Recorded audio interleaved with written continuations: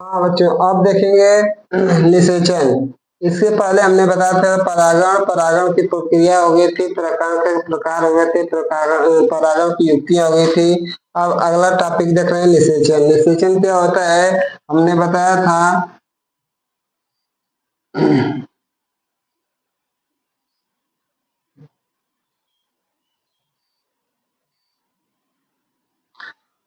ये आपका परागकोश है।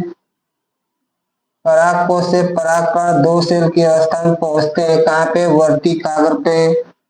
वर्तिकाग्र में दो अवस्था की अवस्था में पहुंचते हैं, दो सेल की अवस्था में पहुंचते हैं। इसके बीच में बीजांड, बीजांड के बीच में भ्रूणकोश, जिसको मादा जनन अंग गैमेटोफाइट या गुरु बीजाणु भी कहते हैं। इसके बीच में ध्रुवी कोशिका, अंड कोशिका और इसको कहते हैं सहायक कोशिका। हमने बताया था निषेचन क्या होता है। सबसे पहले प्रक्रिया क्या होती है, पराग कोश से जो पराग कण होते हैं पहुंच जाते हैं वर्तिकाग्र पर। वर्तिकाग्र पर मैलिक अम्ल का स्राव होता है। मैलिक अम्ल एसिड, मैलिक एसिड का स्राव होता है, जिस कारण से परागकण का जो वाय आवरण होता है, जिसको कहते हैं हम लोग स्पोरुलिन का बना होता है, वाय आवरण टूट जाता है। उसके बाद जो पेप्टोसेलुलोज की जो अंत आवरण की दीवार होती है, उसमें कहीं कहीं पे खाली स्थान होता है। उसी खाली स्थान के कारण यह जो पहली कोशिका होती है, नलिका कोशिका का निर्माण करती है। नलिका कोशिका का निर्माण करती है। नलिका कोशिका का निर्माण करती है और इस तरह से पराग नली यानी पराग नली का निर्माण होता है। और पराग नली के निर्माण होने के फलस्वरूप यह बीजांड द्वार या मुख द्वार के पास पहुंचता है। जो दूसरी कोशिका होती है बीच में आती है और बीच में आने के फलस्वरूप यह अर्धसूत्री विभाजन द्वारा दो भागों में बढ़ जाती है। और दो भागों में बंटने के फलस्वरूप जो परागकण की पहली कोशिका होती है अंड कोशिका के साथ मिलती है, तो इसको कहते हैं प्राथमिक निषेचन। प्राथमिक निषेचन। जो दूसरी कोशिका होती है वो जो दूसरी कोशिका यह आकर इस ध्रुवी कोशिका के साथ मिल जाती है, अर्थात ध्रुवी कोशिका के साथ मिल जाती है। इसको कहते हैं द्वितीयक निषेचन। द्वितीयक निषेचन या इसे त्रिशल्यन या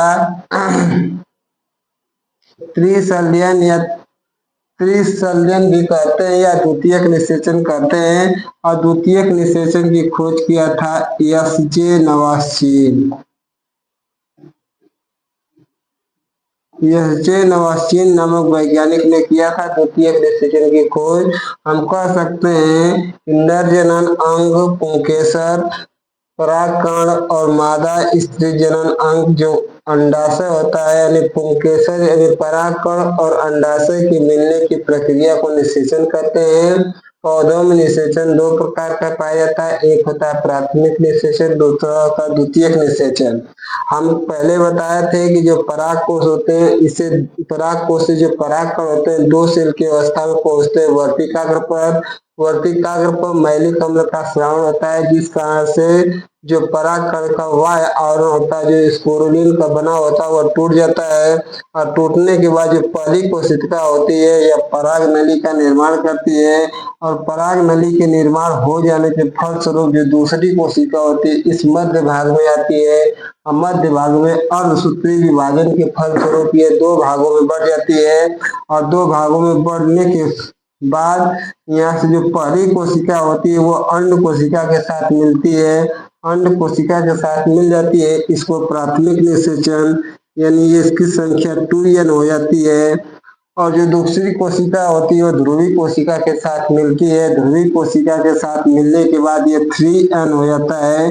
और 3n होने के बाद इसको कहते हैं द्वितीयक निषेचन या त्रिशल्यन, अर्थात इसमें गुणसूत्रों की संख्या 3n होती है। आगे चलकर यही जो ध्रुवी कोशिका होती है भ्रूणपोष, भ्रूण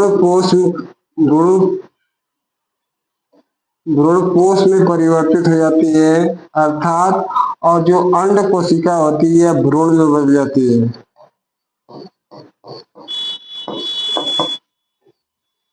जो अंड कोशिका होती है भ्रूण में परिवर्तित हो जाती है और जो ध्रुवीय कोशिका होती है भ्रूणपोष में परिवर्तित हो जाती है और जो अंड कोशिका होती है आगे चलकर यही भ्रूण का निर्माण करती है। भ्रूण के द्वारा नए पौधे का निर्माण होता है और इस भ्रूण को पोषण प्रदान करने का काम करता है भ्रूणपोष।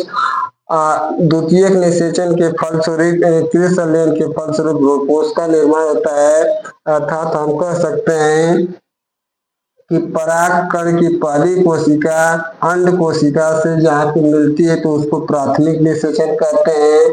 अब परागकण की दूसरी कोशिका इस ध्रुवीय कोशिका के साथ मिलती है तो उसको द्वितीयक निषेचन कहते हैं।